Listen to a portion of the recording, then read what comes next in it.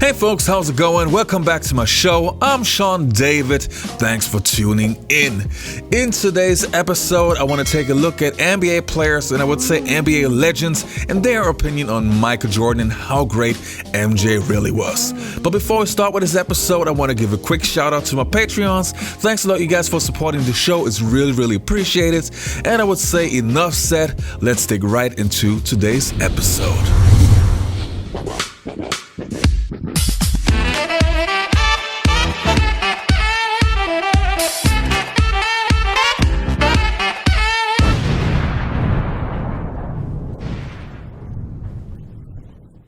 So the first player's opinion that I want to take a look at is Grant Hill's. We all remember when Grant Hill entered the NBA, everybody was thinking that he would be the next Michael Jordan. And rightfully so, in his first seasons he was unbelievable. But unfortunately, because of his many injuries, he never could live up to his high potential. But let's say what he has to say about MJ himself. Okay, but if you said, and you would be one of the ultimate people to ask, like the best offensive player you faced. Right. Who would that be? Like the toughest to guard. You got to go with Jordan. I didn't guard Jordan a lot, but when I did, it was definitely Jordan. Look in. All right, your Jordan story before we take a break. So Jordan, I'm playing in Orlando. It's his last year. We play them in Orlando first, and I'm blocking his shot. Like, I'm locking him up. Like, I'm doing my thing again. I blocked his shot like 3 or 4 times. Like, I'm having my way against him defensively. Now, granted, he's 40 years old, but I'm feeling good about myself. So fast forward a month later, we're in D.C. My ankle, we go to a doctor in Baltimore, and basically he tells me I'm done. Like, my ankle's, once again, it's not healed. It's broken. I have to have surgery. But I wanted to play against Jordan one last time. And so we're playing the Wizards. It's a TNT game. Wait, Thursday don't you night. want to go out where you dominate him and you're blocking his shots? I'm just thinking, my ego. Like, I'm thinking, I had him the last game. I don't need this left ankle. Just give me some. I only need Motrin. one ankle. Give me a bunch of Motrin. I'm gonna Okay. go out here. And when I tell you, he torched me in that first quarter. Like, literally, he gave me 20 points in the first quarter on the same play. Like, he just ran the same play every time and did this. And I could not guard him. And so, literally, I checked out of the game at the end of the first quarter, and I didn't even go to the bed. I just walked back to the locker room. Like, I was done. Like, literally had surgery like a couple days later, but it was like I wanted to guard Jordan one last time. And you're right, I shouldn't have. I should have just let that go. Did he know you were a wounded animal? He probably did, because he went at me And he didn't the care. same move.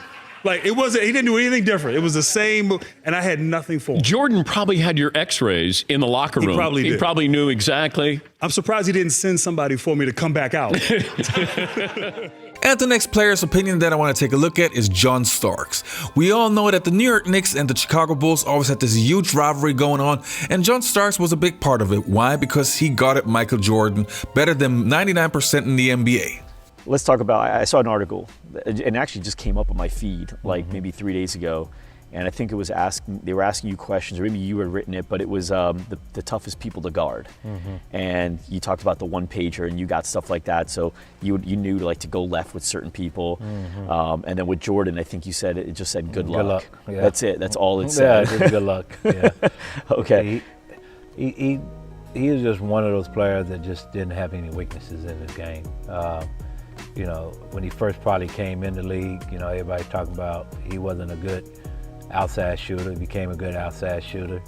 Everybody talked about he couldn't shoot the three-point shot. He became a decent three-point shooter. Down low, didn't have a post-up game, developed a post-up game. They say he wasn't truly a good ball handler. Yeah. Became a good ball handler. Defensively, he was just incredible on that end of the court. And so, but he's probably, I think what separated him from everybody is that his mind. You know what I mean? He was probably one of the most, I want to say, well, not brilliant, but probably one of the most intellectual basketball players that I didn't play against.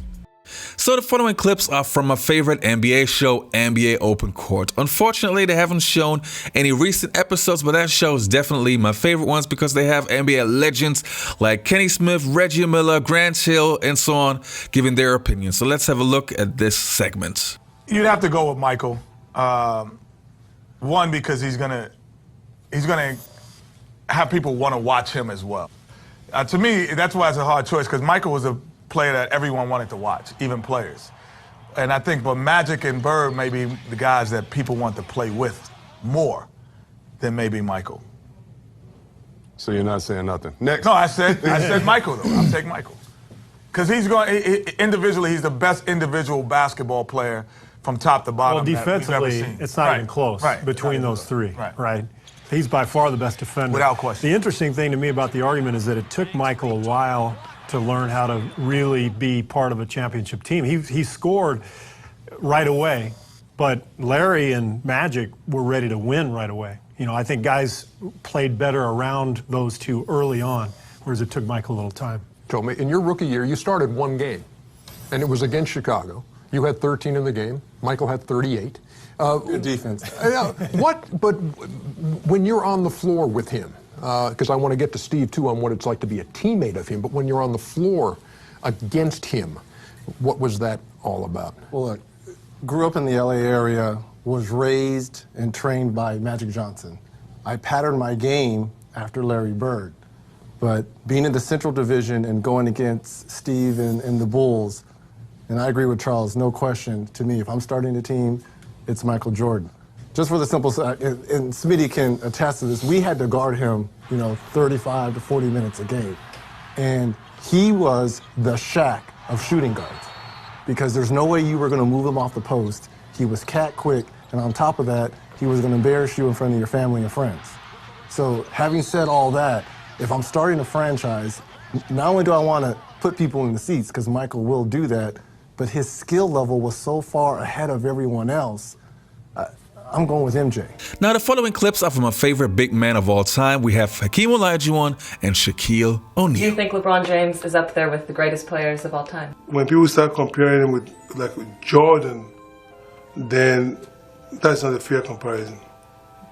Because, Jordan is far more superior player. And a very, very tough league. And very, very, very creative. Sure. I mean, that's not taking anything away from LeBron James because he's a great player. But it's not a fair comparison because I think Jordan is much far superior player. Shaq, Stephen A. says hello. Greeny is here. Thank you very much for doing this morning. We appreciate you taking a minute. And I'm going to let you dive right into this conversation because you played against Michael at his best. We just showed a stat. Yours was the last team to ever beat him in a playoff series. How would you envision, what would Michael Jordan be if he played in the game today the way the game is different from the way it was in his era? He'd average 45, and the league would be complaining about two players.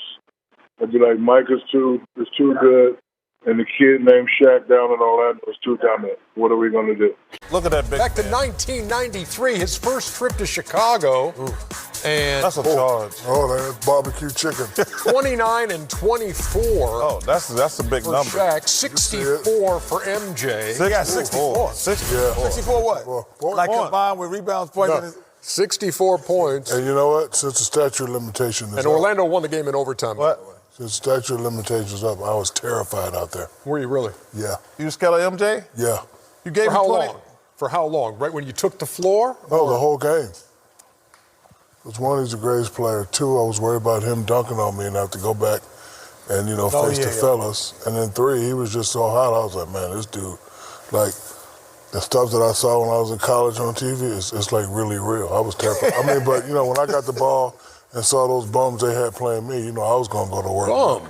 Bums. They NBA Come on, brother. Bums, you hear what I said. NBA players. But anyway, just watching them out there, I was terrified. All right, you guys, I hope you enjoyed this video. Don't forget to hit that subscribe button, and I hope to see you next time. Take care, and goodbye. This show is brought to you by Jam Time Machine Radio, the finest of old school black and pop music. Check out www.jamtimemachine.com and listen to non-stop old school black and pop music. Jam Time Machine Radio, more than